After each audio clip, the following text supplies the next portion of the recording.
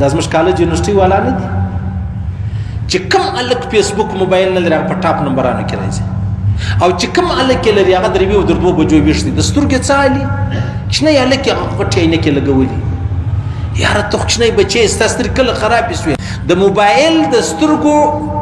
ړانده مې لیدلې دي د قرآن دې مې نه دي لیدلی چې د ډېر قرآن وایي نو لحاظه دی په سترګو ړوند سو عبدالله ابن مسعود فرمایي وایي زما ګمان دا دی زما فکر دا دی کله کله چې یو سړی علم حاصل کړي اکه د دنیا علم یې اکه د آخرت علم یې هر شی چې له ده ییر سي له ده ییر سي دی زما ګمان دا دی چې دا ستا د ګناهو د وجې ستاسې ییر سو زما ګمان دا دی چې د انسان د ګناه د وجې الله یو شی جنیروي یا خبر یا علم یا قرآن یا حدیث یا فقه یا درځه د دنیا علم راواخله وایي زما دا ګمان دی چې دغه د انسان څه چې شی یریږي دا د څه وجې یریږي دا د ګناهو د وجې چې له د ګناه وسوله و ډېر مطلب داسې شته چې حافظ و قرآن یې هېر سوی عالم یې خپل علم ځینې پاته سوی د هغسې مطلب د دنیا په حواله ډېر انسانان راواخلئ د هغو څه د خپل شی هېر سوی د خپل هنر د خپل علم د خپل کمال وجه څه ده وجه دا د ګناهو د وجې کېږي موږ ته خو د حافظې دپاره ډېر کوشش کوو چې زما حافظه قوي سي دا ډېر لوی نعمت دی چې الله یې چاته ورکړي زموږ په امام محمد صاحب نه دی رحمه الله امام محمد صاحب په یوه هفته کې قرآن پاک یاد کړي په یوه هفته کې قرآن پاک یاد کړي دی چې خپل بابا راوستی استاذ لره نو بابا پوښتنه ځینې وکړه دی کوچنی و تقریبا د 7 کالو و څه پورته کښته به خامخا و بیا پوښتنه ځینې وکړه ته حافظ یې هغه ویل زه حافظ نه یم ول زه چې حافظ نه یې زه هغه د ځان سره نه تعلیم کوم دی ولاړی چې ولاړی یوه هفته بعد بېرته راغلی چې راغلی بیا او استاذ ټول زما هغه خبره ده چې تېره جمعه ما درته وکړه هغه ما قرآن یاد کړي ما قرآن یاد کړي شیخ سلیم الله خان مولوي صاحب زموږ د ټول د دیوبند په لوړو علماو کې شمار د وفاق تر ډېره وخته پورې مشر د ختم نبوت مشر زما شیخ دی بخاري شریف په موږ باندې ویلې ده نو هغه په 28 ورځو کې قرآن پاک یاد کړي په 28 ورځو کې قرآن یاد کړي خلک نه یې کله کله وایي موږ د مولوي صاحب سره مناظره کوو نو زه هم شیخ سلیم الله خان مولوي صاحب زما امتحان اخیستی دی نو زه هغه پاس کړی یم نو ستا مناظره زه څه کوم نو که ته ما فیل کې زه تا څه کوم که ته ما پاس کې زه تا څه کوم ځکه ما د هغه سره یو کال تېر کړی دی صحیح سو نو دا ډېر غټ ډېر لوی نعمت دی د چا چې حافظه برابروي د چا چې حافظه برابروي زموږ تی په دا تېر سوو خلکو کې هم تقریبا سپین ږیري مشران هغو ته الله رب العزت دا علم ورکړی خبرې بیا نه یېرېدل د پیر زین الدین هغه صاحب مبارک کې ما خو نه دی لیدلی دی وایي چې هغه به 10 کاله بعد بیا څوک ویل دی ولا پلانی نه ولوه یم یعنې دا ډېر غټ کمال دی دا ډېر لوی کمال دی چې الله رب العزت یې چاته ور نصیب کړي یعنې داسې هم پېښه سوې ده چې یو سړي 10 کاله بعد په کور کې ناست دی چا غږ یې اورېدلی دی د یو غریب و د فقیر دی چې وتلی دی وایي پلانی نه ولوه پلانی ول د نن څه 10 کاله مخکې ما ستا غږ اورېدلی اوس خو موږ دی تباه سو د فیسبوک دی تباه کړلو پخوا به کسته یادېږي د ټلیفون نمبران به زموږ په یاد زده د پلاني دکان د پلاني دفتر د پلاني کور اوس مې خپل نمبر نه یې زده پخوا موږ د علم په طلب پسې وو چې زه یو شی زده کړم بس اوس خو فیسبوک رالی بس خالي شیشه ده ورته ګوره لکه چې د سترګو څه نیام سو له دماغ هم نیام سو لکه یو شی چې سړی پرې وشتی کیاوه او هغه دیوالونه نه لري هغه څنګه تیویږي څڅیږي داسې دا زموږ د دماغو زموږ د حافظو زموږ د عقلو زموږ د فکرو دیوالونه ونړېدل چې هر شی ورواچي هغه لاندې وښه کېږي ولاړ سي دا ډېره لویه بدبختي راغله دا ډېره لویه حالانکې عجبه بله درته کوم دا رقم صحابه کرام سته چې دی مسلمان نه و نیم قرآن یاد سوی دی ایمان چې بدل راوړي نیم قرآن بیا یاد و چا پوښتنه ځینې وکړه څنګه دې یاد شو ول دغه زموږ ملګري و مسلمانان هغه به دا قرآن را نازلېدی به سره وایي بس ما هم ځینې زده شو مسلمان نه و د قرآن سره څه تعلق و حافظې وې صاف سوترا خوراکلو زموږ ته د غنمو وچه ډوډۍ راواخلئ کوچي راواخلئ د لاس غوړي راواخلئ دغسې مطلب لاسي شیان چې کوم اوس ټوله یا پر پیزا ودرېدله یا پر برګر ودرېدله یا پر هغه سینډویچ ودرېدله دا به څه شي نو د دې نتیجه به څه شي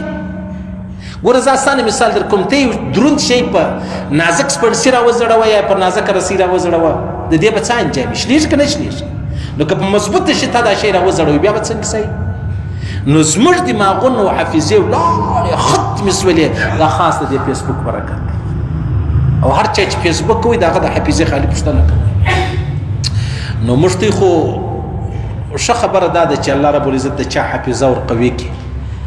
اوس هغه علما فرمایي که د چا حافظه قوي نه وي هغه د هر لمانځه بعد 11 واره دا وایي یا قوي یا قوي یا قوي سید مجربه نسخه ده مجربه نسخه ده خو اصل شی چې دی عزیزانو هغه دا دی چې زموږ د ګناه او د وجې دا شی کېږي عبدالله بن مسعود فرمایي که ستا شی هیر سو دا به وجه څه وي وایي زما ګمان دا دی چې دا ستا د ګناه د وجې درڅه هیر سوی دی امام شافعي صاحب رحمه الله خپل استاد لرالی حضرت د حافظې شکایت یې وکړي چې زما حافظه ډېره کمزورې ده بیا هغه ورته وویل د ګناهو څه ځان ګوره ده ورته ویل ما حافظه کمزورې ده ما ته یو دی وظیفه راوښیه هغه ویل د ګناهو څه ځان ګوره د ګناهو او امام شافعي صاحب رحمه الله فرمایي دا دالچیني نه دی دالچیني دا زموږ ته په ورځو کې اکثره یې کومه مثاله یې بولي پښتو کې چیش بولي ګرم مساله هغه تور په دا ورځ کې دا ګرم مساله چې سړی په خولې کې اچي بس دغه زبېښي د دې سوی حافظه چې دغه تیزیږي له دې حافظه چې دغه تیزیږي نو لهذا بیا بل علما فرمایي تی هر او داسې پر ټیم تی مسواک وغی مسواک خو سړی وایي یاره د مسواک او د حافظې څه تعلق دی سره د مسواک او د حافظې څه تعلق دی موږ ته چې کله کله ډاکټر لره ورسو ترته زما غاښ خوږېږي زما مطلب خېټه خوږېږي زما سر خوږېږي زما غوږ خوږېږي زما مطلب پلانۍ بیماري ده هغه تا ته د هغه شي دپاره دوا درکړي د معدې دوایي ورسره درکړي ترته ډاکټر صاحب زما خو نو معده نه خوږېږي نو تا د معدې دوایي چې دپاره ورسره راکړه دی درته وایي ته چې دغه شی خورې ګوندې کېدلی سي چې ستا پر معده باندې بد اثر وکړي نو دغه شی بیا ستا معده راګرځي ستا معده به نه خرابېږي اوس خبره دا ده چې دا ما او تا ته د صفایي ویلي دي د خولې د پاکېدو یې ویلي دي او بیا چې دا روحاني خبره راواخلې په روحاني کې دغه خبره ده چې هغه د انسان عقل وربرابروي حالانکې هغه یو ډېر غټ ډاکټر دغه یو کتاب مې وخت وایي هغه ویلي ولکه د انسان فکر معلوموي چې د دې به د څنګه فکر انسان ته خالي باتروم وګورئ که باتروم صاف سوترا و بالکل دا به د نس د بیمارۍ سم خلاصي کې باتروم سره دو بیا د بید ډیره ما په دوري چپا ورستا هغه دا به خامخا د نس بیماری لري صحیح سوی دا څونه غټ خبرې دي نو لہذا دالچینی خوړل مطلب په خولي کې اړول راړول امام شافعي صاحب فرمایي مسواک وهل او ګناه نه کول دا ټول شان سره یو ځای کې به ډیره اسانه خبره جوړه شي زموږ ولې هر شی یریږي یو خو بزرگان دي اولیاء دي الله والا دي تنوی صاحب رحمه الله فرمایي وي مولانا یعقوب نانوتوی دا ډېر لوی بزرګ تیر سوی زموږ د دیوبند وایي د هغه څه به کله کله خپل نوم یېرسو بیا به چاته زما نوم چیش دی زما نوم څه دی مستغرق پیغمبر علیه السلام مبارک یې وخت تهجد پر ټیم باندې عایشې صدیقه ول څوک یې ول عایشه کوم عایشه ول ابو بکر صدیق لور کوم ابو بکر صدیق ولې د ابو قحافه زوی نه دی پیژنه بیا به سال منزل چې ولاړې د منزل چرال اشراق بیا وکي بیا به عائشه صدیقه پښتن جو وکي چې یا رسول الله نن خیر ولا کول زلته نوم زبل خاطر یعنی زما تنوی صاحب رحمه الله فرمای پیغمبر علیه السلام سجده ساوه کوله موږ هم کوو پیغمبر علیه السلام په منځ کې خطا سو دا وجه څه ده هغه وجه دا ده چې موږ د دنیا په خبرو مصروف سو په منځ کې خطا سو منځ رسېږي پیغمبر اسلام د اسمان په خبرو کې تللی و دوري د مځکې خبرې به جنې رسوي زموږ دا فرق ده صحیح سو نو فرمایي عبد الله بن مسعود زما ګمان دا دی چې د انسان څه شی یریږي، علم یریږي، قرآن یریږي، حدیث یریږي، دا د ګناه وجه ده. ګناه پرېږده بالکل به الله رب العزت بیا زموږ څه هغه شی نه یری. او ګناه دومره عامه سوه، ګوره ګناه کول خو ټیک دی، یو ساتکی ګناه وسوله. که یو سړی ګناه وهم کې په خبر نه چې دا ګناه د ما وکړله، یا ګناه نه بولي، دغه به څه حالي؟ دا ما ورته چې فیسبوک راواړو په دې کې زنان یا ښځې بل یعنې دا چې د پخوا علما، پخوا د دیوبند بزرګان، زموږ اولیاء مشایخ ژوندي وایي، هغه به ویل چې دا هر چا فیسبوک خلاص کړی دا حرام دی، دا ناجایزه دی. ځکه ته فیسبوک لره په حلاله نسې ورسېدلی، تر شلو ښځو تر شلو بدنظرۍ به وځې، بیا ته یې قرآن پاک را ډاونلوډولی سې. صحیح سو اوس چپه ورسته زمانه سوله،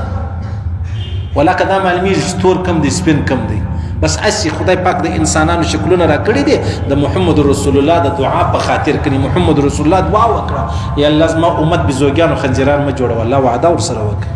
لیکن عادتونه زموږ ټول د خنجرانو بزوګان، زموږ ټول عادتونه، هر سړی وګوره چې دا ناچیږي، دا رقصیږي، دا تړون، دا پر روډ، دا حیران به پاتې سي. هغه دغه وجه ده چې عمل د سپیو د خنجرو د بزوګي دی، نور نو شکل د محمد رسول الله په برکت د انسان دی. نو فرمایي چې زما انی لاحسب الرجل ينسى العلم كما تعلمه للخطيئه يعملها، رواه الطبراني. زما فکر دا دی چې کوم چا څه شی هیر سي، هغه وجه دا ده چې هغه مطلب ګناه چې دغه جنس سوی ده، دغه څه ګناه چې دغه سوی ده. او بیا علما فرمایي، حکیمانو دا فرمایي چې کوم سړی خوب را نه لري، خوب یې نه پره، دغه حافظه کمزوري کیږي، حافظه یې کمزوري. دا زموږ کالج یونیورسټي والا نه دي چې کوم الک فیسبوک موبایل نه لري، په ټاپ نمبرانو کې راځي. او چې کوم الک لري هغه درې و دربو بجو بیشتي د سترګې څالي شنه الک هغه پټې نه کې لګولي. یاره ته خښنه بچي استاستر کله خراب شوی، دا د موبایل شعاع خو اسانه نه ده. دا ماهر ډاکټران وایي وتی چې کله موبایل استعمالای 15 منټه تا موبایل استعمال کې 15 منټه بعد به 1 منټ موبایل دې خپل سترګې به مطلب خلاص وبندي کوي چې دا ستاسو سترګو پر اکټیس وسی. یو مخ سره ورته ګور دا تبا کیږي، هغه یو قران دې سره یو مخ ورته ګوري سره نه تبا کیږي. کني حافظان به ټول په سترګو وړاندې وای. د موبایل د سترګو وړاندې مې لیدلې دي، د قران دې نه دی لیدلې چې د ډېر قران وایي نو لهغه دې په سترګو وړاندې. هغه وجه دا موبایل د ګناه شی دی، قران چې دی هغه د الله ملاقات، د الله کلام دی، د الله. نو په دې وجه باندې عايزان مشتبه تباه الله دې مرسړي کی، الله دې مرسړي کی.